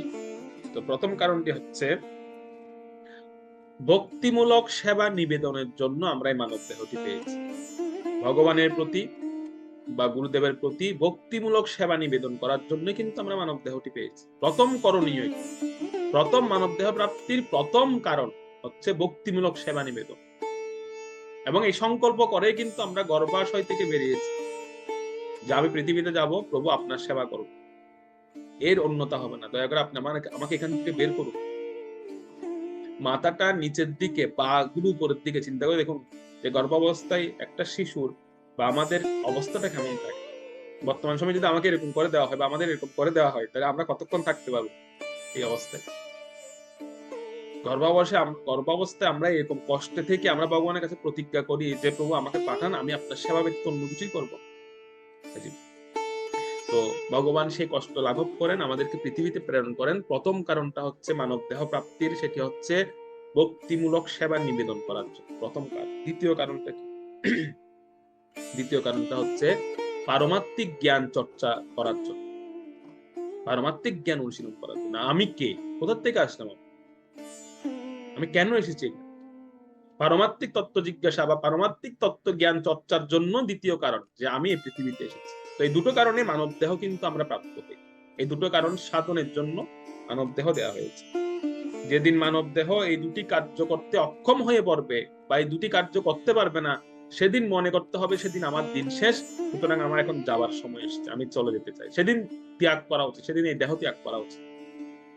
সেজন্য আমরা অনেক দেখি, আমরা আমাদের অনেক মহাত্মাগণ বা আমাদের অনেক সিদ্ধ মহাপুরুষগণ, ওনারা দেহত্যাগের পূর্ব পর্যন্ত সেবা করে যান বা দেহত্যাগের পূর্ব পর্যন্ত ওনারা জ্ঞান চর্চা করে দেন। আপনারা প্রভুপাদের ভিডিও অনেকে দেখেছেন, প্রভুপাদের দেহত্যাগের ভিডিও, যে প্রভুপাদ দেহত্যাগ করার পূর্বে পর্যন্ত উনি ভগবত তত্ত্ব উপদেশ দিচ্ছিলেন ওনার শিষ্যদেরকে, ভগবানের তত্ত্বগত উপদেশ দিচ্ছেন। এটাই হচ্ছে মানব দেহ ধারণের উদ্দেশ্য।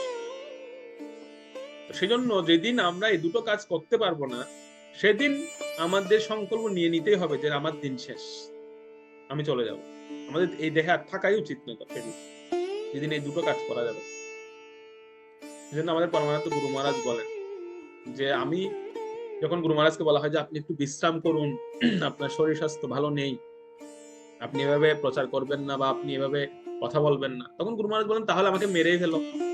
তো আমার এই দেহ ধারণ করার কি দরকার আছে? যদি আমি প্রচার করতে না পারি বা আমি কথা বলতে না পারি, কাউকে কৃষ্ণ কথা বলতে না পারি, তাহলে আমাকে মেরে ফেলো, আমি আর থাকতে চাই।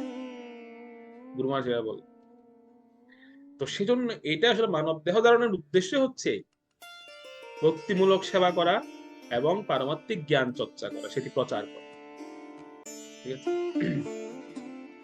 তো সেজন্য এই বিশেষ কার্য করার জন্য কিন্তু অবশ্যই দেখবেন যে একজন ব্যক্তির উচিত যে তার আসক্তির জীবনটা ত্যাগ করা। এখানে ছিল প্রভুপাদ বৈরাগ্য অবলম্বন করতে বলেছেন, তবে সেটা আপাত বৈরাগ্য নয়। বৈরাগ্য অর্থে এখানে আপাত বৈরাগ্য গ্রহণ করতে তিনি বলেন। আপাত বৈরাগ্য মানে কিরকম? যে আমি সংসারে অনেক দুঃখ কষ্ট পাচ্ছি, ঠিক আছে বাবা আমি ছেড়ে টেড়ে দিয়ে চলে যাই, এটার নাম হচ্ছে আপাত বৈরাগ্য। তো এটা করা উচিত নয়। প্রকৃত বৈরাগ্যটা হৃদয় থেকে করতে বলেছেন, হৃদয় থেকে বৈরাগ্য গ্রহণ করা। আপাত বৈরাগ্য নয়, হৃদয় থেকে বৈরাগ্য অবলম্বন করা উচিত, এটা প্রভুপাদ এখানে বলছে। এজন্য আমাদের যে 4টি আশ্রম প্রণালী আছে, সেই 4টি আশ্রম প্রণালী তো দেখবেন আপনারা ব্রহ্মচর্য আশ্রম দিয়ে শুরু হয়। 4টি আশ্রম প্রণালী, প্রথমে ব্রহ্মচর্য শিক্ষা দেওয়া হয়। তো সেখানে এই জিনিসটা বলা হবে বা জিনিসটা শেখানো হয় সেখানে, যে আমাদের একটা সময় গিয়ে সবকিছু ত্যাগ করে ভগবত পথে বা ভগবানের পথে অগ্রসর হতে হবে। এই জন্য ব্রহ্মচর্য আশ্রমে শিক্ষা দেওয়া হয় প্রাথমিক অবস্থায়। এরপরে সে ব্যক্তি গৃহস্থ হন, তিনি গৃহস্থ ধর্ম পালন করেন। পরবর্তীতে তিনি বানপ্রস্থ আশ্রম গ্রহণ করেন এবং তিনি যে ব্রহ্মচর্য আশ্রমে যে তত্ত্বগুলো শিখেছিলেন বা যে বিষয়গুলো শিখেছিলেন গুরুকুলে, সেই বিষয়গুলো তিনি তখন স্মরণ করেন। এই জন্য এই প্রক্রিয়াটা, আশ্রমিক প্রক্রিয়াটা হচ্ছে এই জন্য এইভাবে দেওয়া হচ্ছে, যে তিনি নিবৃত্তি মার্গের যে শিক্ষা তিনি শিখেছিলেন সেটা তিনি তখন প্রয়োগ করেন বানপ্রস্থ আশ্রমে যখন গ্রহণ করেন। তবে এই মায়াময় সংসারে বা এই জগতে মায়াটা হচ্ছে এমন একটা শক্তিশালী জিনিস যেটা আমাদেরকে ছাড়বে না, যে কোনো না কোনো ভাবে সে আসবে, কোনো না কোনো রূপ ধরে সে আসবে আমাদের কাছে, কিন্তু এত সহজে আপনাকে ছাড়বে না। আমরা তো সবাই খেলতে নেমেছি, তো প্রতিপক্ষ অনেক স্ট্রং, প্রতিপক্ষ আপনাকে এত সহজে ছাড়বে না। সে বলবে আচ্ছা ঠিক আছে, তুমি লেভেল 1 ক্রস করেছো, তোমার জন্য লেভেল 2 অপেক্ষা করছে, লেভেল 2 ক্রস করেছো, লেভেল 3 অপেক্ষা করছে। এরকম ভিডিও গেমসে দেখেন না কতগুলো লেভেল থাকে, 1 2 3 এরকম করে। তো আপনি লেভেল 1 ক্রস করেছেন কোনোভাবে, আপনার জন্য 2 অপেক্ষা করছে, তার মানে সে আরেকটা রূপ ধরে আসবে। সেজন্য এটা খুব গুরুত্বপূর্ণ, কোনো না কোনো অজুহাত রেখে দিবে সে আমাদের জন্য। এমনকি দেখবেন 80 বছরের বৃদ্ধকে যদি গিয়ে আপনি বলুন, আপনি বলে দেখতে পারেন যে আপনার কি আর কোনো আশা টাশা আছে, তখন সে দেখবেন প্রথমে তো বলবেন না কোনো আশা নেই, কিন্তু একটা সময় বলবে হ্যাঁ কিছু একটা আশা আছে এখনো, বা কিছু একটা আশা রয়ে গেছে, তারও এখন আশা রয়ে গেছে, মানে 80 বছর বয়সে তারও আশা থেকে যায়। সেজন্য কোনো না কোনো অজুহাতে আমাদেরকে কিন্তু ছাড়তে চাইবে না।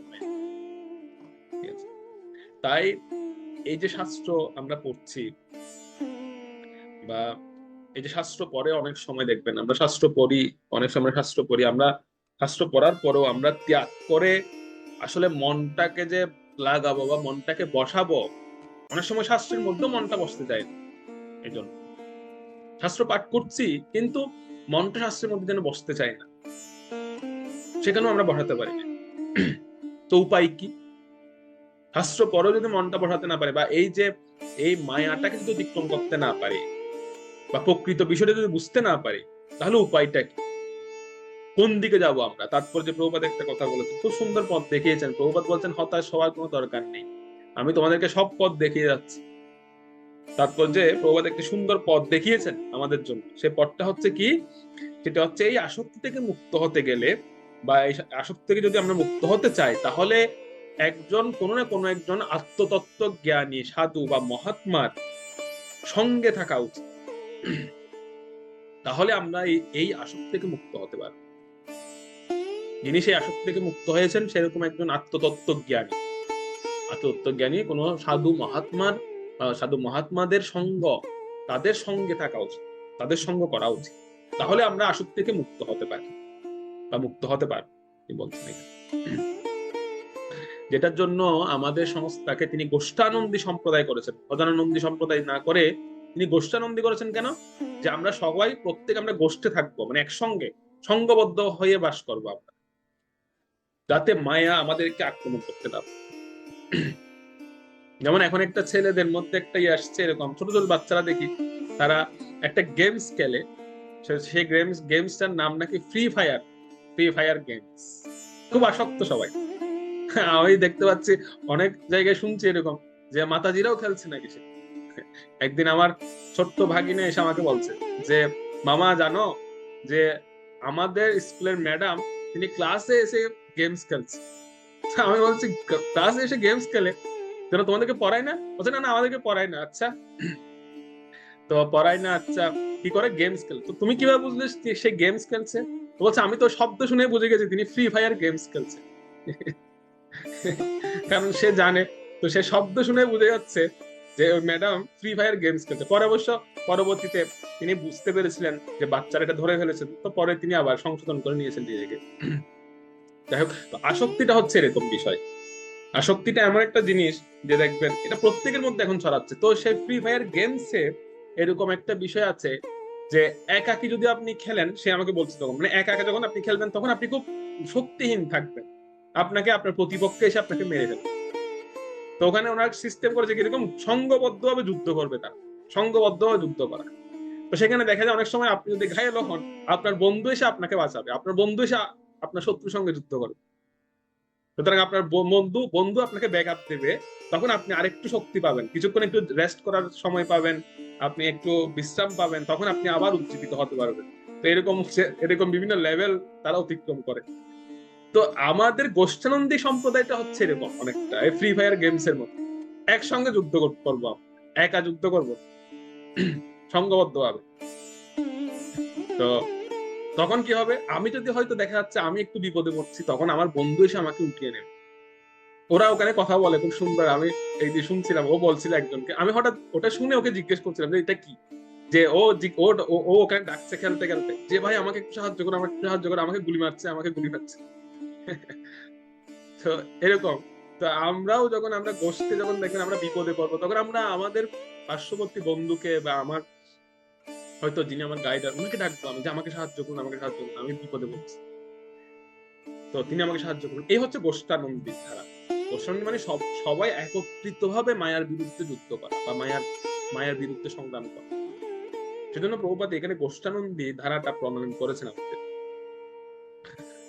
তো আর যারা এই গোষ্ঠানন্দী সম্প্রদায়ে নিজেকে নিজে গোষ্ঠানন্দী সম্প্রদায়ে যারা হয়তো নিজে থাকবেন বা এই ধারাতে জীবন যাপন করবেন, করতে করতে করতে করতে একটা স্তরে গিয়ে তখন তারা নরোত্তম এই উপাধি পাবে। নরোত্তম উপাধি মানে নরের মধ্যে যিনি উত্তম, এই মনুষ্য জীবনে পেয়েও যারা কাজে লাগাতে পারবে প্রকৃতপক্ষে, সে নরোত্তম উপাধি প্রাপ্ত। তো নরোত্তম উপাধিটা হচ্ছে কিরকম, রাষ্ট্রটা কি সেটা বলা হচ্ছে 27 নম্বর শ্লোক। 27 নম্বর শ্লোকটা পড়ি। শ্লোক 27। ইয়া স্বকাত পরতো বেহ জাত নির্বেদ আত্মবান হৃদি কৃত্বা হরিম গেহাত প্রব্রজেত স নরোত্তমঃ। অনুবাদ: যিনি নিজের উদ্যোগে বা অন্যের কাছ থেকে শুনে আত্মজ্ঞান সম্পন্ন হয়ে ওঠেন এবং এই জড়জগতের অলিক মায়া আর দুঃখ দুর্দশা উপলব্ধি করেন এবং তাই গৃহত্যাগ করে পরিপূর্ণভাবে তার হৃদি স্থিত পরম পুরুষ ভগবান শ্রী হরিতে ভরসা রাখেন, সুনিশ্চিত ভাবে তিনি সর্বোত্তম মানব সত্তা। হরে কৃষ্ণ। ধৃতরাষ্ট্র একটা জিজ্ঞাসা করেছিলেন এর পূর্বে যে আসলে আত্মতত্ত্ব জ্ঞানী মহাত্মার সঙ্গ করতে বলছো, আচ্ছা তো সেই মহাত্মাদের বা সেই নরোত্তমদের বৈশিষ্ট্য, তো এই বৈশিষ্ট্য বলতে গিয়ে বিদুরজি তিনি 27 নম্বর শ্লোকে চারটি বিষয় বলেছেন। চারটি বিষয় হচ্ছে এরকম যে চারটি ভাগে বা চার ভাবে মানুষ আত্মোপলব্ধির পথে যায়, আত্মোপলব্ধির পথে বের হয়। চারটি বিষয় থেকে। কি কি বিষয়? প্রথম দেখবেন, প্রথম শ্রেণীটা হচ্ছে কিরকম, প্রথম শ্রেণীটা হচ্ছে কিছু কিছু মানুষ দেখবেন যারা নিজের উদ্যোগে বের হয় সংসার থেকে। নিজের উদ্যোগে কিরকম, নিজের উদ্যোগটা হচ্ছে যে তারা ভাবে যে অনেক তো হলো সংসার ধর্ম, আর ভালো লাগছে না, বেরিয়ে যায়। এটা হচ্ছে নিজের উদ্যোগ। নিজের উদ্যোগে সংসার থেকে বের হয়ে গেল, কেউ আপনাকে বুঝাননি বা কেউ আপনাকে বলেনি, আপনি নিজের উদ্যোগে ভাবছেন যে আমার আর ভালো লাগছে না সংসারে, তো আমি বেরিয়ে যাই, নিজের উদ্যোগে বের হয়ে যাওয়া। অনেকে আছে এরকম, মানে এই ভাব নিয়ে তারা সংসার থেকে বেরিয়ে গেল। দ্বিতীয় ক্যাটাগরিটা কিরকম? দ্বিতীয় ক্যাটাগরি হচ্ছে যে কোন সাধু মহাত্মা বা কারো কাছ থেকে শ্রবণ করেছেন, নিবৃত্তি মার্গের কথা শুনেছেন, সংসার আশ্রমের কথা, সংসার আশ্রম একটা সময় গিয়ে আমাদের পরিত্যাগ করে নিবৃত্তি মার্গে যেতে হবে, তো এই কথাটা শুনেছেন কারো কাছ থেকে, শুনে তার বৈরাগ্য এসেছে, ভালো লেগেছে যে হ্যাঁ আসলে তো আমার বয়স হয়ে গেছে, এখন আমার উচিত সংসার আশ্রম ত্যাগ করে নিবৃত্তি মার্গে যাওয়া। তো শুনেই বৈরাগ্যের পথ অবলম্বন করা, শ্রবণ করার মাধ্যমে, এটা হচ্ছে দ্বিতীয় ক্যাটাগরি। এভাবে অনেকে বৈরাগ্য অবলম্বন করেন বা তারা ভগবত উপলব্ধির পথে এগিয়ে যান। 3 নাম্বার ক্যাটাগরিটা কেমন? 3 নাম্বার ক্যাটাগরিটা হচ্ছে অনেকে আছে ঘাত প্রতিঘাত খেতে খেতে সংসারে বা জড়জগতের বাস্তবতা দেখতে দেখতে তারা একটা সিদ্ধান্ত নেয়, না না বাবা এইখানে আর থাকা যাবে, আমার উচিত এখন বৈরাগ্যের পথ অবলম্বন করা। মানে ঘাত প্রতিঘাত পেয়ে পেয়ে বৈরাগ্য অবলম্বন করা, অনেকটা এটাকে বলা যায় অনেকটা বিতৃষ্ণ হয়ে, সংসারের প্রতি বিতৃষ্ণ হয়ে বৈরাগ্য অবলম্বন করা। এটা হচ্ছে তৃতীয় ক্যাটাগরি। তো এই তিনটা জিনিস সমান্তরাল ভাবে, এই তিনটা অভিজ্ঞতা যিনি প্রাপ্ত হয়ে বৈরাগ্যের পথ অবলম্বন করেন, উনি হচ্ছেন চতুর্থ ক্যাটাগরি, উনাকে বলা হয় নরোত্তম। যিনি নরোত্তম হবেন, ওনার মধ্যে এই উপরের তিনটা বৈশিষ্ট্য থাকবে। তিনি নিজের উদ্যোগ থাকবে ওনার মধ্যে, বেরোনোর উদ্যোগ থাকবে নিজের থেকে। দ্বিতীয়ত হচ্ছে তিনি অন্যের কাছ থেকে শ্রবণ করবেন, উনার কাছ থেকে শুনবেনও। আর তৃতীয় হচ্ছে যে তিনি জড়জগতের বিভিন্ন ঘাত প্রতিঘাত বাস্তবতাও সহ্য করবেন, দেখবেন সেগুলো, সেখান থেকে অভিজ্ঞতা নেবেন। তো চতুর্থ ক্যাটাগরি নরোত্তম ক্যাটাগরি, প্রভুপাদ যেটা বলছেন যে আমাদের প্রত্যেকের নরোত্তম স্তরে অধিষ্ঠিত হওয়া উচিত। তো এই নরোত্তম স্তরটা হচ্ছে এটা, সেখানে তিনটে জিনিস থাকবে। নিজের উদ্যোগ থাকবে, শ্রবণ করবেন বৈরাগ্য বিষয়ে, এবং তিনি সংসারের বাস্তবতাটাও দেখবেন, সংসারের বাস্তবতাটা প্রত্যক্ষ করবেন তিনি।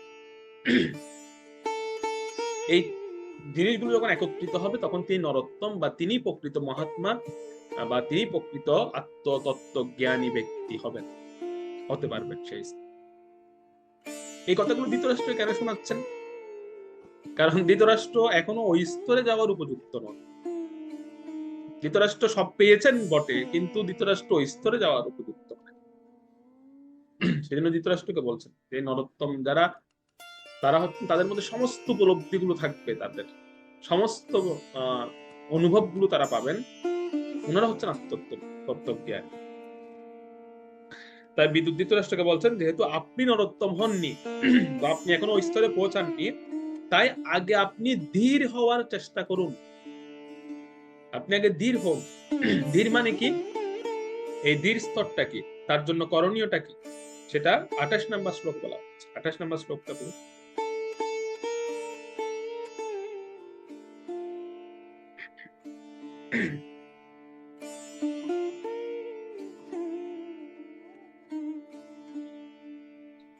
শ্লোক নং 28।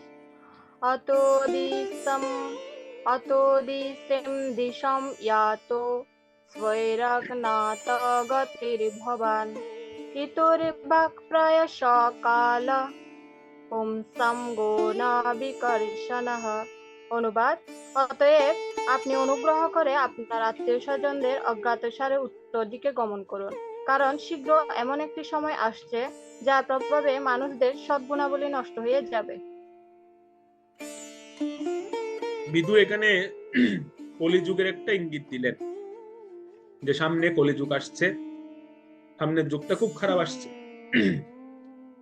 সুতরাং আপনি ধীর হন। ধীর মানে হচ্ছে কি, যে আপনি আপনার আত্মীয় স্বজনদের অজ্ঞাতে তাদেরকে জানাবেন না, যেহেতু আপনি তারা যখন আপনার সামনে এসে কান্নাকাটি করবে আপনি সহ্য করতে পারবেন না, আপনি আবার আসক্ত হয়ে পড়বেন, বা আপনি তাদেরকে ছাড়তে পারছেন না, এই আসক্তি ছাড়তে পারছেন না, সেজন্য আপনি কি করুন, আপনি অজ্ঞাতে পালিয়ে যান। তাদের অজ্ঞাতে পালিয়ে যান, তাদেরকে বলবেনও না কোথায় যাচ্ছেন আপনি, বা তাদেরকে জানানোর প্রয়োজন নেই, তারা জানবেও না আপনি চলে যাচ্ছেন। এটাকে বলা হয় ধীর স্তর, মানে সংসারের সঙ্গে বা আত্মীয় স্বজনদের সঙ্গে কোনো রকম রিলেশন না রাখা, কোনো রকম সম্পর্ক না রাখা। এই স্তরটার নাম হচ্ছে ধীর স্তর। ধীর হওয়া, সম্পূর্ণ অজ্ঞাতে চলে যাওয়া, কোন স্থানে চলে যাওয়া, ভগবত উপলব্ধির জন্য কোনো জায়গায় চলে যাওয়া। তো বিদুর ওনাকে বললেন যে আপনি এটা করুন, অ্যাটলিস্ট আপনি নরোত্তম হতে পারবেন না, কারণ ওই স্তরে পৌঁছাতে আরো সময় লাগবে। তো আপনি আগে তাদেরকে না জানিয়ে আপনি অজ্ঞাতভাবে চলে যান এখান। অনেকটা ঠেলে বের করে দিচ্ছেন বিদুর, তাড়াতাড়ি বের হও এখান। তো এবং তিনি বলছেন যে সামনে যে যুগটা আসছে কলিযুগ, সেটা আরো ভয়াবহ আসছে, আপনার দুর্দিন আসছে সামনে, সেজন্য সেই যুগ আসার পূর্বেই আপনি বেরিয়ে যাবেন। মানুষের সমস্ত সদ্গুণাবলী নষ্ট হয়ে যাবে সামনের। তো এখনো পর্যন্ত কিন্তু কলিযুগ শুরু হয়নি বলা হয়ে থাকে, এখনো পর্যন্ত কলিযুগ শুরু হয়নি, আমরা এখনো কলিযুগে নেই। কিন্তু আমরা এই দাপর যুগ আর কলিযুগের যে সন্ধিক্ষণ, মানে দাপর যুগ শেষ হয়েছে, কলিযুগ স্টার্ট হচ্ছে, এই যে একটা যুগ পর্যায় থাকে, তো সেই যুগ পর্যায়ের যে সন্ধিক্ষণ, যেমন দেখবেন আপনারা যখন বাংলাদেশ থেকে ভারতে যান, তো মাঝখানে একটা জায়গা থাকে যেটাকে নো ম্যানস ল্যান্ড বলে, মানে যেটা বাংলাদেশেরও না, এটা ইন্ডিয়ারও না। ওখানে যদি আপনি মারা যান তাহলে আপনি কোনো দেশে যেতে পারবেন না, আপনি মাঝামাঝি পড়ে যাবেন, কেউ কোনো দেশ আপনাকে দাবি করতে পারবে না। হয়তো পাসপোর্ট দেখলে বুঝতে পারবে যে আপনি বাঙালি, এটা বুঝতে পারবে, কিন্তু নো ম্যানস ল্যান্ডটা কিন্তু কোনো দেশের ধরা হয়নি, প্রত্যেক দেশের বর্ডারে থাকে। তো ঠিক একইভাবে দাপর যুগ শেষ, কলিযুগ শুরু হবে। এই যে সন্ধিক্ষণ, আমরা কিন্তু এই সন্ধিক্ষণে আছি এখন, আমরা এখনো কলিযুগে প্রবেশ করি। কলিযুগ শুরু হবে আরো 5,000-5,500 বছর পরে গিয়ে কলিযুগে স্টার্ট। সেজন্য এখনো সুযোগ আছে, এখনো সুযোগ আছে ভগবানের কাছে যাওয়া। কিন্তু সামনে যে দিন আসছে আমরা বিদুরের মতো আমরাও বলি যে সামনে যে দিন আসছে ওটা আরো খারাপ আসছে, অনেক খারাপ আসছে, সেটা দেখতে পারবেন এরকম দিন আসছে। সেজন্য সময় থাকতে বা আমাদের আমরা যে সন্ধিক্ষণে বাস করছি এখনো, যে দাপর যুগ এবং কলিযুগের সন্ধিক্ষণে বাস করছি, এই সন্ধিক্ষণটাকে আমাদের কাজে লাগানো উচিত। এখনো পর্যন্ত গঙ্গা যমুনা পবিত্র নদীগুলো আছে বা ভগবানের পবিত্র ধাম সমূহ আছে, এখনো পর্যন্ত আমরা সেখানে যেতে পারি, সেখানে আশীর্বাদ নিতে পারছি। একটা সময় এগুলো কিছুই থাকবে না, কিচ্ছু থাকবে না, সব চলে যাবে, সব নষ্ট হয়ে যাবে, সমস্ত সদ্গুণগুলো নষ্ট হয়ে যায় মানুষের। তো সেই দিন কি করবো?